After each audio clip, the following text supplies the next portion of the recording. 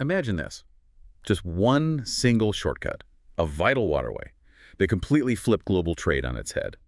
But it also, sparked revolutions, and it's still a major hotspot for international power games today. That's the Panama Canal. So today we're doing a real deep dive into the fascinating and, often pretty contentious history of the Panama Canal. We'll look at where the idea came from, the incredible story of engineering, and frankly, the human effort involved.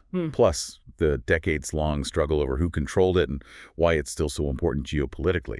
There are even some surprising recent things happening. Exactly. Our mission here is to really get under the skin of how this critical global artery came into being, the sacrifices involved, the fierce, fierce fight for Panamanian sovereignty, and how the whole story kind of mirrors these shifting international dynamics, particularly, between the U.S., Panama, and more recently, global players like China. Okay, let's unpack this a bit. The idea of a canal cutting through Central America, it really caught the U.S.'s attention way back in the mid-1800s. Early explorers saw the potential immediately. And then the California Gold Rush, well, that just hammered home how badly needed it was for shipping. Oh, absolutely. Sailing all the way around South America. It was incredibly long, expensive, and dangerous, too. Right. And for quite a while, there were two main routes everyone was debating. Panama, obviously, and Nicaragua. That was a serious contender. So how did they decide? Well, eventually, Congress passed something called the Spooner Act in 1902. This was a really pivotal moment. It gave the U.S. the green light to buy out the French company's assets in Panama, the ones left over from their attempt. The failed French effort. Exactly. But, and this is crucial, it was contingent on getting Colombia, which controlled Panama back then, to agree to lease the land. If Colombia said no, the act was clear. Go build it in Nicaragua instead. Okay, so the pressure was on Colombia. The U.S. went ahead and negotiated, right? And on January 22, 1903, they actually signed the Hay-Huron Treaty with Colombia, proposed leasing a, 6-mile wide strip for $10 million up front, plus rent every year. The U.S. Senate, they ratified it super quickly, eager to get going.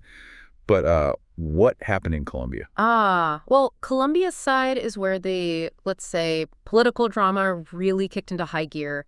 Their Senate looks at it and basically said, hold on a minute.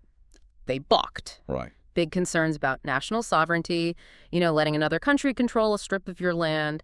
And they also felt the money just wasn't enough. It seemed inadequate compensation. So in August 1903, they rejected the treaty. Flat out. Yeah. And that rejection, it instantly and very decisively changed the whole game for the U.S. Okay, so this is where things really escalate. Colombia says no. Yeah. And Panamanian revolutionaries, who, let's be clear, already wanted independence from Colombia. But they saw their chance. Exactly. They saw their moment. Yeah. And then the U.S. Navy conveniently positions warships right off the coast. Strategically positioned, you might say. Right, to block Colombian troops from actually getting to the isthmus to stop the uprising. And bang, November 3rd, 1903. Panama declares independence, and the U.S. recognized them just 3 days later, November 6th. Lightning fast. Astonishingly fast. And then, get this, only 12 days after Panama declared independence, on November 18th, 1903, the Bunau-Varilla Treaty gets signed. But here's the really remarkable and frankly controversial part. The guy negotiating for Panama in Washington, Philippe Bunau-Varilla, who wasn't Panamanian. Not Panamanian at all. He was involved with the old French Canal Company, and he basically cut the deal himself, completely bypassing Panama's brand new government. So he negotiated for them without really involving them. Pretty much. It's quite something. And this treaty, the Bunau-Varilla Treaty, this is the one that gave the U.S. control of a 10-mile wide canal zone, wider than the Colombian offer. And crucially, granted in perpetuity, forever. For the same $10 million and $250,000 a year. You mentioned near sovereign rights earlier. What did that actually look like on the ground? That sounds like a huge concession by Panama, or rather by Bunau-Varilla. Oh, it was enormous. For all practical purposes, it carved out a piece of America right inside Panama. The U.S. got eminent domain, the power to seize private land. Wow. Tax exemptions, total control over land use, and, importantly, the right to deploy U.S. military forces whenever they felt needed to defend the canal in the zone. This wasn't just a rental agreement. It was like setting up a U.S. territory indefinitely. And yeah, it planted the seeds for decades of serious resentment, deeply felt resentment. Okay, so with that treaty locked down, the U.S. officially takes over from the French in 1904. They pour in a staggering amount of money, $375 million back then, finishing the canal by August 15th, 1914. And it really is an engineering marvel, no question. We should also mention the U.S. Army doctors. Absolutely critical work. They made huge strides against malaria and yellow fever, which had just devastated the French workers. That saved countless lives. That medical success story is definitely part of it. But as you hinted, there's a darker side, that human cost. Can you talk a bit more about the conditions for the actual laborers, especially those brought in from the Caribbean? The death toll was high, wasn't it? Yeah, it really was grim. The official numbers say around 5,600 laborers died during the U.S. construction phase alone. And many of them were from the Caribbean, particularly Barbados. The work was incredibly dangerous, conditions were harsh, tropical diseases were still a major killer despite the medical efforts, especially for the workforce on the ground. And this canal zone, this American enclave, it wasn't just the land, it became this powerful symbol. It had its own U.S. administration, its own courts, police, post offices. Like a separate country. Exactly. U.S. military bases, neighborhoods segregated between Americans and Panamanians, or gold and silver roll workers, American-style amenities. It was totally cut off from the rest of Panama. You can imagine living there, seeing this privileged zone operating under foreign control right in the middle of your country. It just, well, it fueled resentment that was bound to boil over. It really sounds like a recipe for conflict, and it did boil over, didn't it?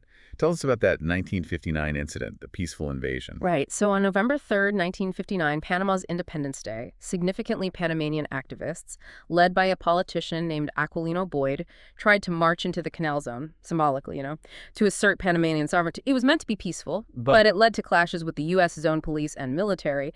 And despite the conflict, some Panamanians managed to defiantly plant Panamanian flags within the zone, a really potent act of protest. But the really big flashpoint came a few years later, January 1964. The Martyrs' Riots. What happened there? Yeah, January 9th and 10th, 1964. Tensions were already sky high over flying the Panamanian flag alongside the U.S. flag in the zone. Panamanian high school students marched into the zone to raise their flag at Balboa High School. And how did the U.S. authorities react? There was a confrontation with American students and zone police. The flag got torn, and then things just exploded. Rioting spread. U.S. forces were called in. They used significant force to suppress the Panamanians. Tragically, about 21 Panamanians were killed, hundreds wounded. Some U.S. soldiers were killed, too. That sounds horrific. What was the immediate political fallout? Huge. Panama completely broke off diplomatic relations with the United States, just severed ties. Wow. It was a massive international incident. And honestly, that event, the Martyrs' Riots, that was the real turning point. It made it undeniable that the existing arrangement was unsustainable. So those riots, the international outcry, domestic pressure in the U.S. too, it all started pushing Washington towards rethinking things. Definitely. It became clear that clinging to the in perpetuity clause of the 1903 treaty was becoming untenable politically and morally. Which eventually led to new negotiations and, finally, a new agreement in 1977. That's right. After years of tough negotiations, President Jimmy Carter and Panama's leader, General Omar Torrijos, signed the Torrijos-Carter Treaties in 1977. These treaties basically set the roadmap for Panama to gain full control of the canal. What were the key parts? Two main treaties. First, the Neutrality Treaty, which guarantees the canal will remain open and neutral for ships of all nations, even in wartime. The U.S. retains a right to defend its neutrality. Okay. And the second? The Panama Canal Treaty itself, this was the big one. It laid out the step-by-step process for transferring control, operations, and eventually full sovereignty of the canal and the zone to Panama, culminating on December 31st, 1999. So a fixed end date. A fixed date. Both treaties were ratified not without some controversy in the U.S. Senate, mind you, and they officially went into effect on October 1st, 1979. So that kicked off a 20-year transition period. Must have been quite something to watch unfold, that gradual handover. And then New Year's Eve, 1999, the moment finally arrives. Panama takes full control. But they didn't just, inherit it and maintain it. They went big, right, with expansion. Oh, absolutely. Panama didn't just sit back. They launched a massive expansion project investing around $5 billion. They built new, much larger locks to accommodate these huge modern container ships, the post-Panamax vessels, that simply couldn't fit through the original locks. Doubling capacity, basically. Pretty much doubled the canal's capacity, and it's paid off hugely for Panama. The canal now generates something like $5 billion a year for the country. It's the cornerstone of their economy. Now, even though the treaty transfer was settled, geopolitics didn't exactly go quiet around Panama in the meantime. We should probably mention the U.S. invasion in 1989. Right. Operation Just Cause, December 1989. It's important to note this wasn't directly about stopping the canal transfer scheduled for 1999. It was aimed at ousting Panama's dictator at the time, Manuel Noriega. Why him specifically? Well, the U.S. accused him of massive drug trafficking, undermining democracy, and significantly posing a threat to U.S. personnel and the security of the canal itself through his erratic behavior and interference. So a separate issue, but obviously linked to the strategic importance of Panama. Exactly. The invasion was quick but bloody. Over 500 Panamanians, maybe more, and 23 U.S. soldiers died. It faced a lot of international criticism as unilateral U.S. action, but it did remove Noriega from power. Okay, so let's fast forward to the 21st century. Panama's running the canal, it's expanded, it's profitable, but it's still a geopolitical chessboard, right? What's the latest dynamic, especially with China? Yeah, that's become a major focus, particularly for U.S. policymakers. China's economic footprint in Panama has grown substantially. You have companies, especially Hutchison Whampoa, based in Hong Kong, operating major port facilities at both ends of the canal. Strategic locations. Very strategic, plus other investments linked to China's Belt and Road Initiative. This increased presence, this economic influence, has definitely raised eyebrows and some alarm bells in Washington about potential strategic leverage. And that alarm seemed to boil over into some pretty direct rhetoric in late 2024, early 2025 from former President Trump. What was he saying? He was quite blunt. He called the 1999 handover of the canal a foolish gift to Panama. He made claims without much public evidence that Panama was overcharging U.S. ships and, critically, that China was gaining undue influence over the canal's operations. And he didn't stop there, did he? No, he went further. He vowed to essentially take it back and even hinted that military action wasn't off the table to reassert U.S. control. Predictably, how did Panama react to that? Strongly. Panama's president, José Raúl Mulino, who took office in July 2024, pushed back hard. He stated very clearly, and this is a direct quote, "Every square meter of the Panama Canal belongs to Panama and will continue to be so." A firm rejection of any idea of reversing the handover. You know, looking back at the whole saga, starting with Roosevelt and the independence move, Mm-hmm. it really does feel like a case study in, well, a certain kind of U.S. foreign policy or imperialism from that era, using naval power, political maneuvering to secure a vital strategic asset, even if it meant essentially creating a new country to make the deal happen. Mm-hmm. Roosevelt himself famously said something like he took the isthmus Mm-hmm. and let Congress debate him afterwards. Pretty textbook big stick diplomacy, isn't it? It really is a classic example. But, and I think this is just as important, it's also an incredible story of Panamanian resistance and persistence. For more than 60 years, from 1903 right up through the 70s, Panamanians never really stopped pushing back against American dominance. Through protests, riots? Riots, yeah, like the ones we discussed, Yep. but also through diplomacy, legal arguments, constant negotiation. They never gave up on achieving full sovereignty. And finally, in 1999, they got there. Operational control, full sovereignty. It's a powerful narrative of a smaller nation reclaiming its territory and its destiny. And so today, yeah, that narrow strip of water, engineered over a century ago, it's still right there in the middle of this global tug of war.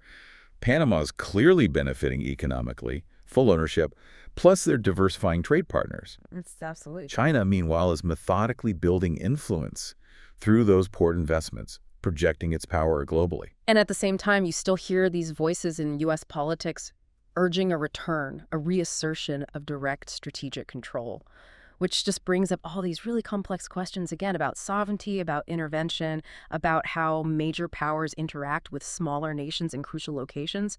The history there just keeps echoing, doesn't it? It really does. The story of the Panama Canal, it's so much more than just concrete and steel and ships. It's not just about engineering. It really holds up a mirror to these huge shifts in global power, to national pride, and that incredibly complex dance between small countries and the world's heavyweights. So maybe something to think about is this. How does this relatively narrow man-made waterway, created so long ago, continue to reflect these big geopolitical shifts today?